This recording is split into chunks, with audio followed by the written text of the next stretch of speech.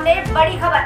DM Rajendra Paisia की press conference आयोजित हुई, जहां पर क्या हुआ, सभी पक्षकारों को पहले सूचित किया गया था, सभी को सर्वे की पहले जानकारी दी गई थी। बिना जानकारी के सर्वे की बात गलत साबित है।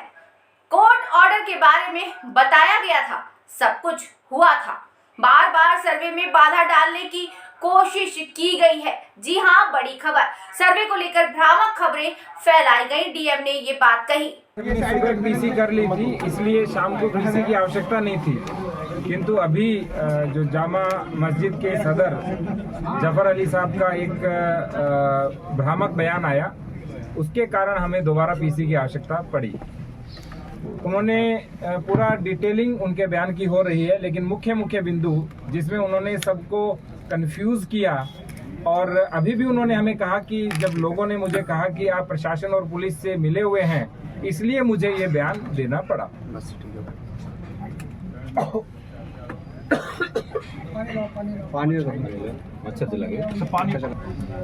जफर जी ने बोला कि हमें सर्वे की सूचना नहीं दी। मैं आपको कुछ चीजें दिखाना चाहता हूँ। पहली सूचना मैं आपको दिखाना चाहता हूँ, ऑनरेबल कोर्ट का ये ऑर्डर है। जैसे ही ये कोर्ट का ऑर्डर आया, इस कोर्ट के ऑर्डर के बाद 2:30 जो कोर्ट का ऑर्डर आया वो 2:38 पे आया, और इसके लगभग आधे घंटे के बाद वो लोग हमारे पास आए, और फिर 5 बजे से पहले हम कोतवाली आए, और 5 से 5:30 के बीच हम जामा मस्जिद पहुंचे। ये कोर्ट का ऑर्डर है, और उन्होंने बोला कि हमें सूचना नहीं दी, जबकि इस कोर्ट के ऑर्डर में बहुत स्पष्ट लिख रखा है कि मैं रमेश सिंह राघव अधिवक्ता को माननीय सिविल जज सीनियर डिवीजन संभल, जिनकी ओर से ये ऑर्डर हुआ था, उन्होंने कहा कि जो सर्वे की कार्रवाई है उसे फोटोग्राफी और वीडियोग्राफी कराकर 29 नवंबर 2024 तक प्रस्तुत करने के लिए नियुक्त करता हूं, और कि सर्वे की शेष कार्रवाई करने हेतु 24 नवंबर 2024 को प्रातःकाल 7 बजे से 11 बजे तक का समय निर्धारित किया जाता है। ये इसलिए उन्होंने बोला क्योंकि 19 तारीख को उन्होंने हमें रात्रि में एक पत्र दिया। वो पत्र ये है जिसमें स्पष्ट लिखा हुआ है कि वहां एक साथ 200 लोग मस्जिद के भीतर उपस्थित हो गए।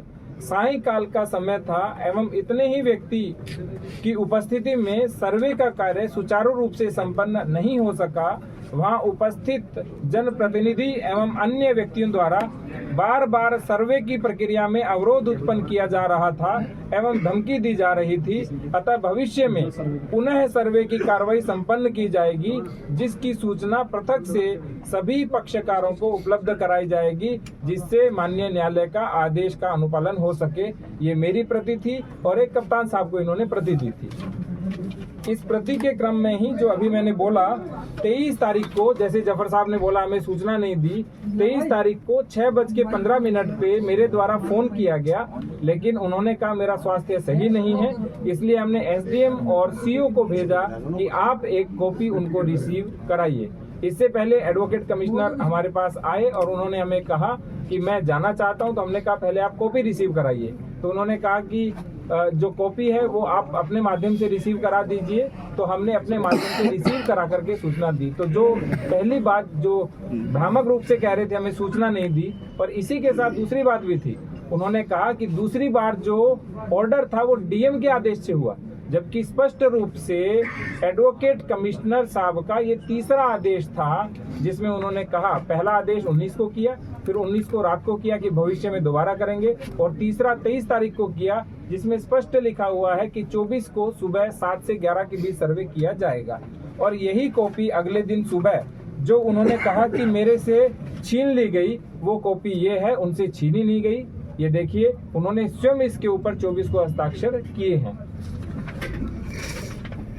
दूसरी बात जो उन्होंने बोली कि कोर्ट का ऑर्डर 4 बजे का है, जबकि मैंने अभी आपको बताया कोर्ट का ऑर्डर 2:38 का है। तीसरी बात जो उन्होंने बोली, उन्होंने कहा कि 5 बजे के बाद किसी आदेश का अनुपालन नहीं हो सकता, जबकि हम 5 से 5:30 के बीच जामा मस्जिद की ओर प्रस्थान कर चुके थे। इसके बाद उन्होंने कुछ बातें बोली जो कप्तान साहब भी जवाब देंगे। जैसे उन्होंने कहा कि मैंने खुद पुलिस को फायरिंग करते हुए देखा। तो मैं ये पूछना चाहता हूँ जफर साहब से कि क्या वो सर्वे अंदर करवा रहे थे या बाहर फायरिंग देख रहे थे, जबकि वो 10:30 पौने 11 बजे तक तो सर्वे करा रहे थे। और जितनी भी ये घटना कारित हुई मुख्य रूप से वो 10 से लेकर के 11 बजे के बीच हुई थी। इसके बाद जो आगे उन्होंने कहा कि जब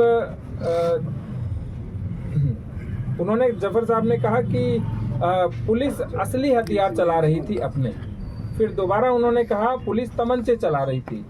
उसी बयान में जो अभी लाइव इन्होंने दिया, वो तीसरी बार उन्होंने बोला कि मुझे नहीं पता कि पुलिस कौन से हथियार चला रही थी। आप सोच के देखिए, कोई एक ही व्यक्ति एक ही पूरी लाइव के अंदर 3 तरह के स्टेटमेंट दे रहा है जो परस्पर विरोधाभासी है। आगे इनके द्वारा जो सबसे बड़ा भ्रम फैलाया गया जनता के मध्य वो ये है, इन्होंने कहा कि वजू टैंक का पानी खाली कराया गया और वजू टैंक को नापना चाह रहे थे, जबकि वजू टैंक की केवल फोटोग्राफी और वीडियोग्राफी होनी थी, इसलिए वजू टैंक का पानी खाली कराया गया। नेक्स्ट होता है। और वैसे भी वजू टैंक का पानी अभी आपने बताया जफर साहब ने कि हर शुक्रवार को वो खाली होता है।